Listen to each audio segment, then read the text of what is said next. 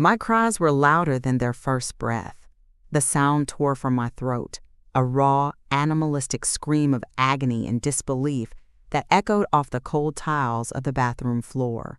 Below me, a pool of crimson was spreading, warm and terrifying. I had just brought 8 new lives into the world, right here, on this floor, my body ripping itself apart to do it. 8 tiny, perfect baby girls. Their first faint whimpers were a chorus of miracles, a sound that should have been met with joy and wonder. Instead, it was met with the slam of the front door. Mark! I screamed his name, the words shattering in my mouth. Mark, please, don't leave me! N-B-U-T. He was already gone. He had watched it happen. He had seen me collapse, had seen the first baby arrive in a terrifying, unexpected rush. He had seen the others follow. And he had done nothing. No, that's not true. He did do something. He had looked at the tiny, helpless infants gasping for air, looked at me, his wife, bleeding and broken, and his face had twisted into a mask of pure disgust. Girls, he had whispered, the word a curse. All of them. Again. Then he had turned his back. He had stepped over one of our newborn daughters, who was lying on a towel not 2 feet from the door, and walked out of my life. He left me bleeding on the floor, surrounded by our 8 premature babies, with the cord still connecting me to one of them. NTHE world narrowed to a tunnel of pain and panic. The babies were so small, so fragile. Some weren't crying anymore. They were turning a dusky, terrifying shade of blue. My own vision was starting to gray at the edges, the spreading warmth on the floor, a sign that my life was draining away with every beat of my heart. And I had to choose, lie here and die with them, or fight. With a surge of adrenaline born from sheer terror, I reached for my phone, which had fallen near the sink. My fingers, slick with blood, fumbled with the screen. I managed to dial 911, my voice a choked, desperate plea. My babies, 8 babies, he left.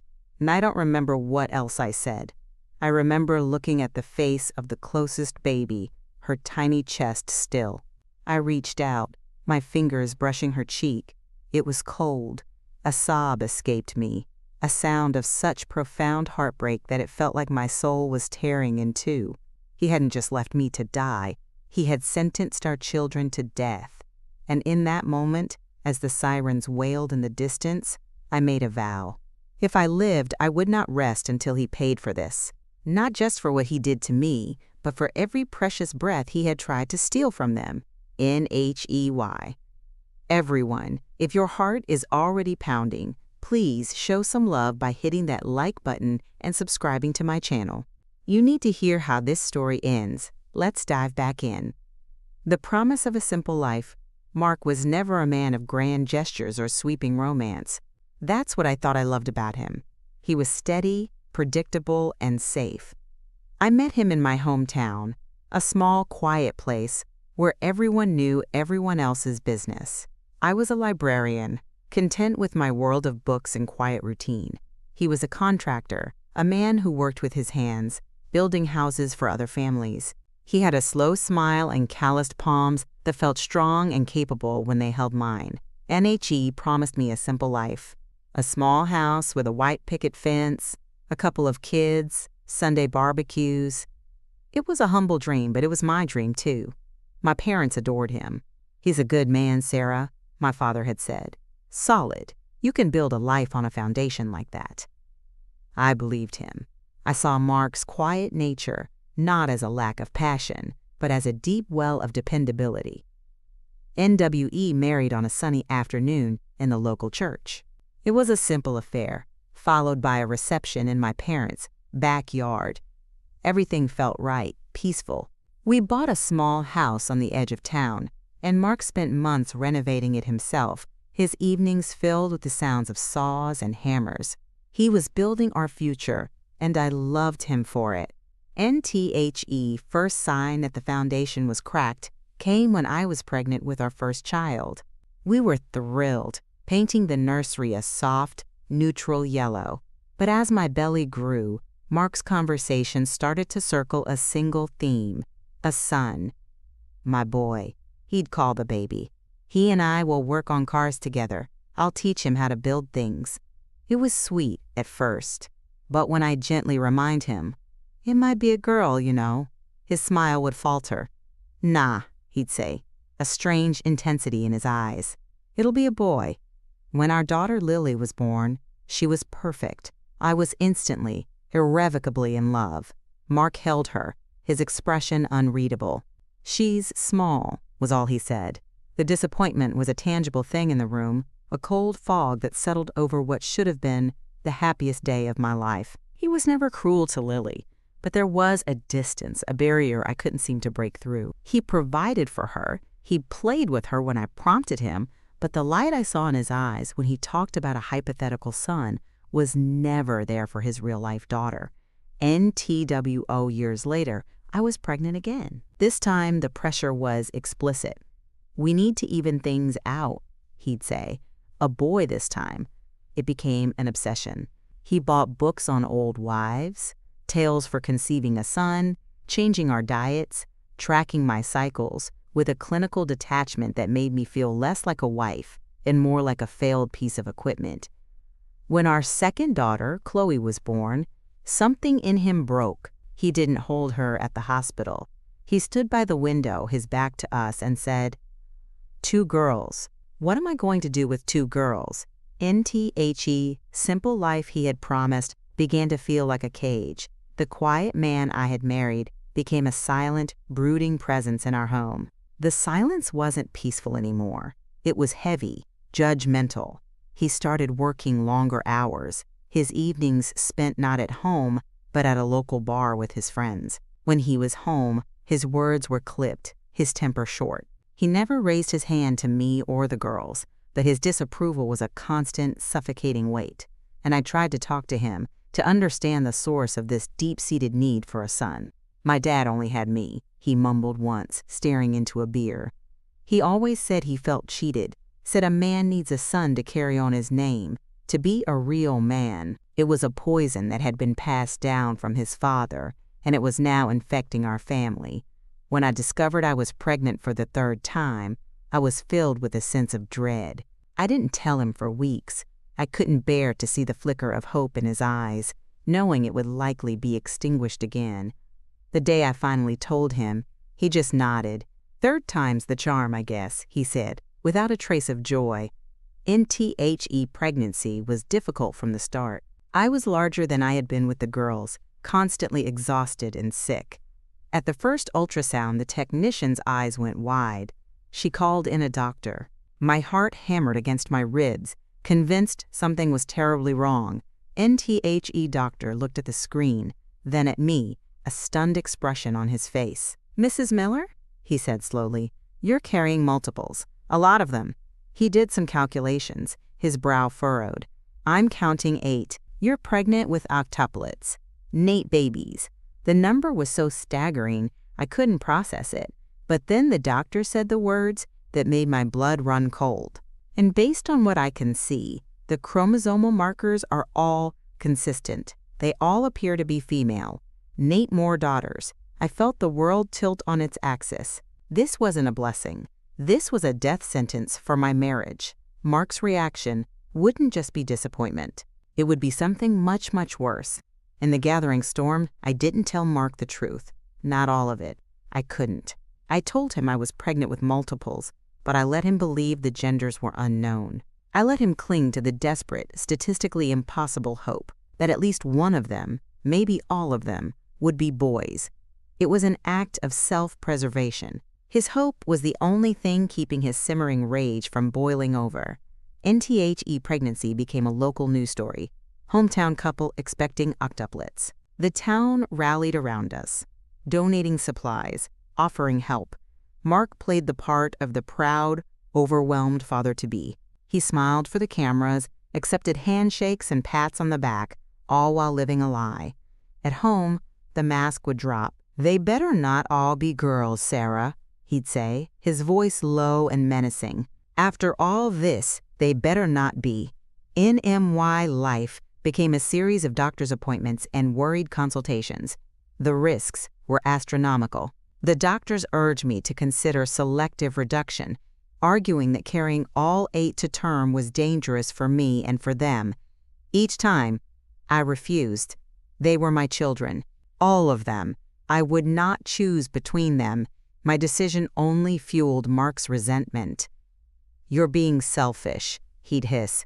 "What if you die? You're not even thinking about what I want." And I was placed on strict bed rest at home, a prisoner in my own bedroom. My world shrank to those 4 walls. My only joy was my 2 little girls, Lily and Chloe, who would crawl onto the bed and whisper stories to my gigantic belly. They were excited to have new sisters. Their innocent love was a stark contrast to their father's conditional affection. As the weeks crawled by, the storm inside our house grew. Mark became more volatile. The silence was replaced by muttered curses and slammed doors. He'd come home late, smelling of alcohol, and stand in the doorway of my room, just staring at me, his eyes filled with a terrifying mixture of hope and contempt. I was his lottery ticket, and he was terrified it wouldn't pay out. NTHE doctors wanted to admit me to the hospital for the final weeks of the pregnancy, but Mark refused to allow it. "We can't afford that." He'd lie, even though the town had raised thousands of dollars for our medical bills. The truth was, he wanted me under his control. He didn't trust me. He was terrified I'd somehow conspire with the doctors to hide the truth from him. NTHE, night it happened. I was only 30 weeks along. It was too soon. The babies weren't due for another month. I woke up with a sharp, cramping pain. I tried to call out for Mark, but he wasn't in the house. His truck was gone. Panic seized me. I tried to get out of bed to find the phone, but another, more violent contraction hit me, and my water broke in a massive gush. I managed to stumble out of the bedroom, holding onto the walls for support, a trail of fluid behind me. The pain was blinding, relentless. I made it to the hallway just as the front door opened. It was Mark. Relief washed over me, so powerful it almost buckled my knees. "Mark, thank God," I gasped. "It's time. The babies are coming. We have to go to the hospital." Now, NHE looked at me, crumpled on the floor, his face a blank slate. He didn't move. He just watched as another contraction ripped through me. I screamed, a raw, primal sound. This was happening too fast. It wasn't like my other labors, and I felt an overwhelming, uncontrollable urge to push. "Mark, help me," I cried, reaching a hand out to him. NHE took a step back, his eyes wide with a dawning horror. I collapsed onto the floor of the hallway, my body taking over. The first baby came in a terrifying, painful rush, right there on the hardwood floor. I barely had time to register her tiny, gasping face before another contraction seized me. One after another, they came. I was sobbing, screaming, begging him to help me, to call an ambulance, to do something. But he was frozen, his face twisting as he seemed to be counting. 1 girl. 2. 3. With each daughter that was born, the disgust on his face deepened. NBY the time the 8th baby was born, I was lying in a pool of blood and amniotic fluid, surrounded by my tiny premature infants. Some were crying weakly, others were terrifyingly still. I was shaking, going into shock, my life force draining out of me, and I looked up at my husband, the man who had promised to love and protect me. "Please," I whispered, my voice failing, "help them." NHE looked down at the scene, at his 8 newborn daughters, at his bleeding wife. He didn't see a miracle. He saw the ultimate failure. His face, which I had once thought so kind, was a mask of pure, unadulterated hatred. Useless. He spat. He turned, stepped over the towel where one of our daughters lay, and walked out the front door, slamming it shut behind him. The sound echoed in the sudden, terrifying silence, broken only by my own ragged sobs and the fading cries of my children. The echo of a siren NTHE world became a vortex of sound and fading light.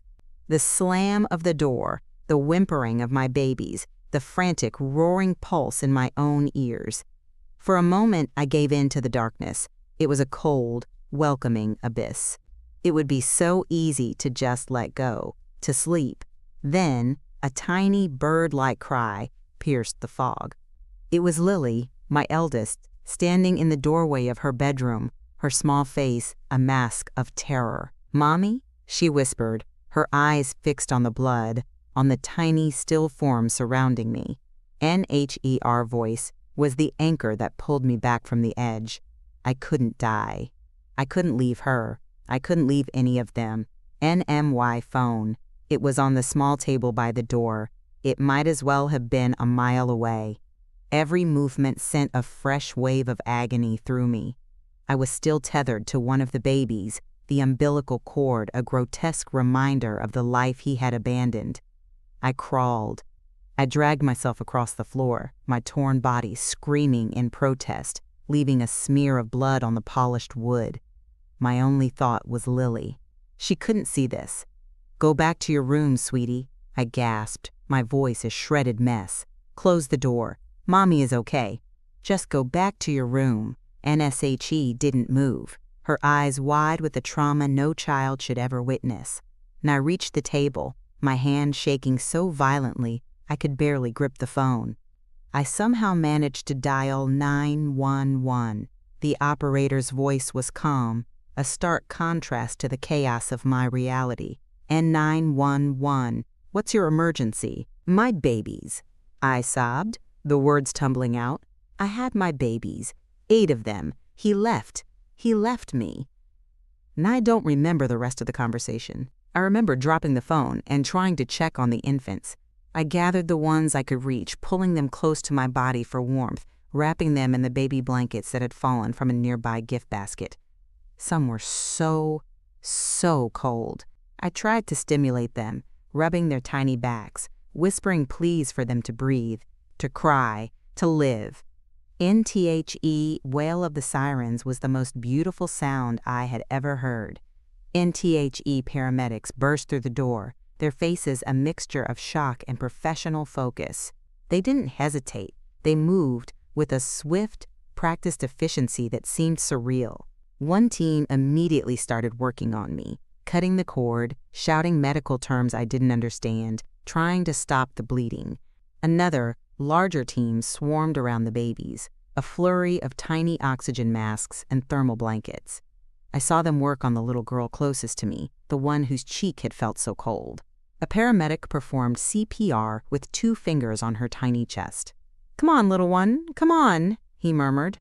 After what felt like an eternity, she gave a tiny, sputtering gasp. She was alive. They loaded me onto a gurney. As they wheeled me out, I saw Lily, a police officer kneeling in front of her, shielding her eyes from the worst of the scene. Our eyes met for a second, and I tried to give her a reassuring smile, a promise that I would be back. NTHE. Last thing I saw before they closed the ambulance doors was the line of paramedics carrying my daughters out, each one a tiny, precious bundle, their lives hanging in the balance. 8 of them.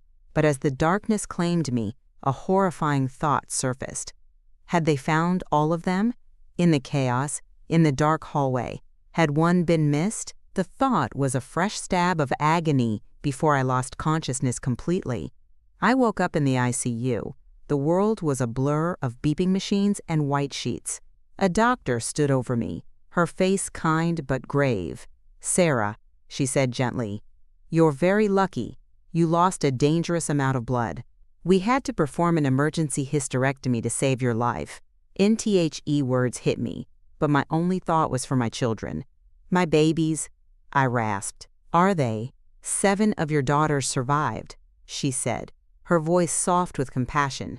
"They are fighters. They're in the NICU, and they are holding their own. 7.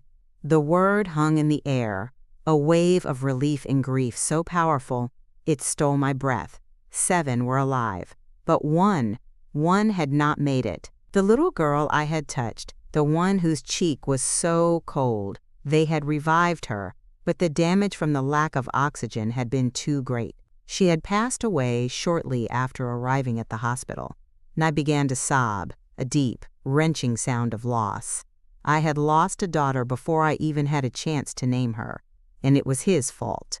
He had killed her as surely as if he had held a weapon in his hand. NTHE doctor let me cry, her hand resting on my arm. When my sobs subsided into ragged breaths, she spoke again, her voice firm. "Sarah, the police are here. They need to speak with you. They found your husband," and a cold, hard fury cut through my grief. It was a feeling so intense it burned away the tears. "Good," I whispered, my voice like ice. "Where is he?" "They found him at a bar on the other side of the county," she said, her own voice laced with disgust. "He was having a drink." The town with two-face NMY recovery was slow and agonizing, both physically and emotionally, but every day I had a reason to fight. I would have myself wheeled down to the NICU, a journey that felt like a pilgrimage. I would sit for hours between the rows of incubators, my 7 tiny daughters hooked up to a web of wires and tubes. I gave them names: hope, faith, grace, mercy, joy, patience, and serenity. Names that were prayers. I would reach my hand through the porthole of each incubator, my fingers brushing against skin so thin it was almost translucent. I talked to them, sang to them, told them how loved they were, how strong they were. I poured all of my energy, all of my will into their survival. They were my 7 miracles, and I would not lose another one. While I was cocooned in the sterile world of the hospital, the story of what Mark had done exploded in our small town. At first, there was universal shock and condemnation. He was arrested and charged with multiple counts of felony child endangerment and neglect. The story made national news. He was a monster, the man who left his wife and newborn babies to die on the floor. But then, something began to shift. Small towns have long memories and deep-rooted loyalties. Mark's family had been in that town for generations. They were well-known, well-liked. His father, a gruff, respected man, began to spin a different narrative. It started as whispers in the grocery store, conversations in the local diner. Mark just panicked, they'd say. Who wouldn't? 8 babies at once. The poor guy was just overwhelmed. Sarah was the one who refused to go to the hospital. Another would add, a detail Mark's lawyer had cleverly leaked. She was emotional, hormonal. She put them all at risk. NTHE town began to divide. The 2 faces of our community emerged. One face showed me sympathy, bringing gifts to the hospital, offering prayers. The other face looked at me with suspicion, with judgment. I was the unstable woman whose ambition for a large family had pushed her good, simple husband over the edge. Mark was released on bail, paid for by his father. He returned to our house, my house, and I was served with a restraining order, preventing me from going near him or the property. His lawyer claimed he was the victim, suffering from extreme emotional distress, and that I was a danger to him. It was a legal maneuver so twisted, so audacious, it left me breathless. I had no home to go to. My parents had passed away years earlier. I had no money, no resources. The hospital's social worker, a kind but overwhelmed woman named Jessica, found me a room at a local women's shelter. I went from a 3-bedroom house to a single cot in a crowded room, my only possessions, a small bag of clothes the nurses had gathered for me. NTHE shelter was my sanctuary and my prison. I was safe, but I was separated from my older daughters, Lily and Chloe, who were temporarily placed in the care of a distant cousin.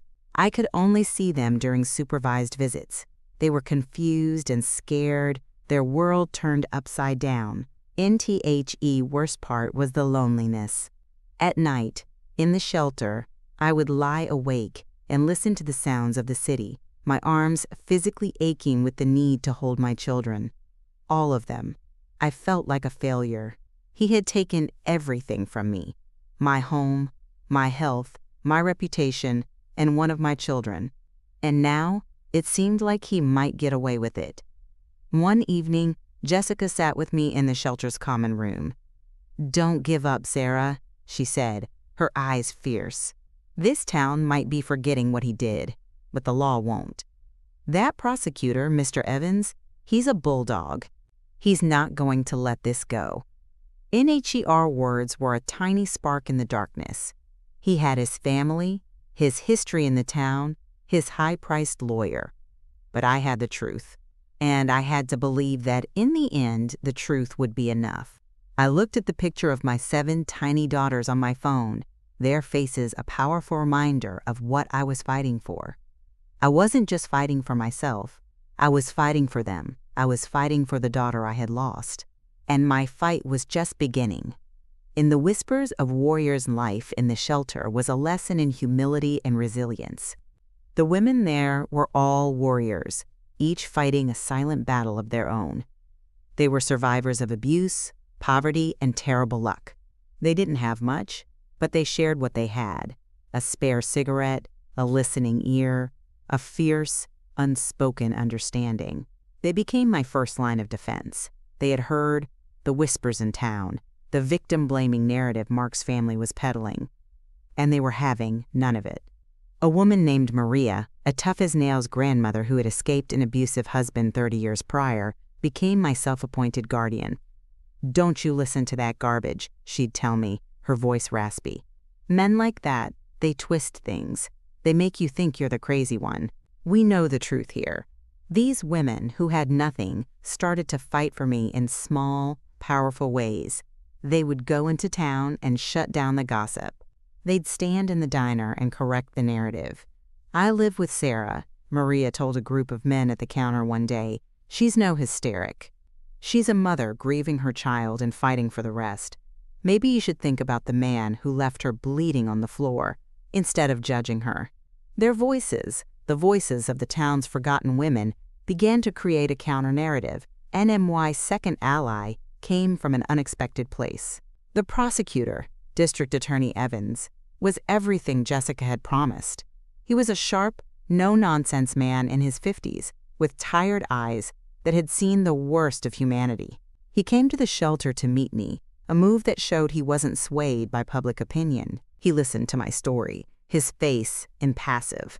I told him everything, from the first day of my marriage to the moment Mark slammed the door. When I finished, he was silent for a long moment. "His lawyer is going to argue temporary insanity," Evans said, his voice flat. "He'll say the shock of a home birth of 8 infants caused a psychotic break. They'll have doctors, experts, to back it up. They will try to destroy your credibility. They will paint you as an unstable, negligent mother." "But it's not true," I whispered, my heart sinking. "I know," he said, and for the first time, I saw a fire in his eyes. "And we're going to prove it. We need to prove his actions weren't a moment of panic. We need to prove they were the culmination of a pattern of behavior. That this was a choice, a conscious act of cruelty." NTHE plan was to build a case brick by brick, based not on emotion, but on cold, hard facts. Evans's team started digging. They subpoenaed Mark's phone records, his financial statements, his internet history. They interviewed his friends from the bar, the nurses from my first 2 deliveries, the doctors who had warned me about the high-risk pregnancy. NMY job was to get stronger, to be a credible witness, and to get my daughters home. The babies were slowly, miraculously growing stronger. One by one, they were being discharged from the NICU, but I had nowhere to take them. The shelter wasn't equipped for 7 premature infants. That's when the whispers of the warriors turned into a roar. The women at the shelter, led by Maria, started a fundraising campaign. They went to local news stations, not the ones telling Mark's story, but the ones in the next city over. They told my story, the real one, the story of a mother fighting for her children from a shelter cot. NTHE response was overwhelming. Donations poured in from all over the country. People were outraged by what had happened, by the town's betrayal. A nonprofit that provides housing for victims of domestic violence stepped in. They found me a small, furnished rental house and helped me get it set up for the babies. NTHE Day I brought my 7 daughters home was the day I truly started to live again. The house was small, filled with second-hand cribs and donated clothes, but it was ours. It was a home built by the kindness of strangers and the fierce loyalty of the women I now called my friends. And as I sat on the floor, surrounded by my 7 beautiful girls, I felt a shift in the universe. He had left me with nothing, but I was not alone. I had an army of women at my back, and we were ready for the fight of our lives. The trial in THE courtroom was a theater of tension. On one side sat Mark, flanked by his expensive lawyer and his stoic, stone-faced family. He looked smaller than I remembered, his confidence replaced by a sullen, resentful demeanor. On the other side sat me, with D.A. Evans and a row of women from the shelter who had come to support me, a silent, formidable presence. NTHE trial was brutal. Mark's lawyer did exactly what Evans predicted. He painted me as an unstable, reckless woman. He brought up my refusal for selective reduction as proof of my poor judgment. He twisted my grief over losing a child into a sign of mental instability. He tried to make the jury believe that I was the author of my own tragedy. And I sat there and took it, my hands clenched in my lap. I focused on Evans's instructions. Stay calm. Tell the truth. Look at the jury. When it was my turn to testify, a hush fell over the courtroom. I walked to the stand, my legs trembling, but my resolve firm. Evans led me through the events of that night, my voice quiet but steady. I didn't cry. I didn't raise my voice. I just stated the facts. I told them about the pain, the fear, and the moment he looked at his newborn daughters with disgust before turning his back and walking away. Mark's lawyer's cross-examination was merciless. He hammered me with questions, trying to trip me up to make me seem hysterical. Isn't it true you were screaming uncontrollably, Mrs. Miller? That you were not in your right mind? I was in labor with 8 children, alone on my floor. I replied, my voice even. I was in pain, and I was terrified. I believe any woman in that situation would scream. And isn't it true that my client, your husband, was in shock? That he simply panicked? The older man was arrogant, defiant. Evans questioned him about the phone call. What did your son say to you when he called you that night, Mr. Miller? He was upset, the father grumbled. Confused. Did he tell you his wife was in labor? That she had just given birth on the floor? He might have mentioned something. Nevins's voice turned to steel. Did he ask you to call an ambulance for his wife and 8 newborn children? Mark's father hesitated. No, Evans pressed. He didn't ask for help for his dying family. What did he ask for? NTHE man mumbled something.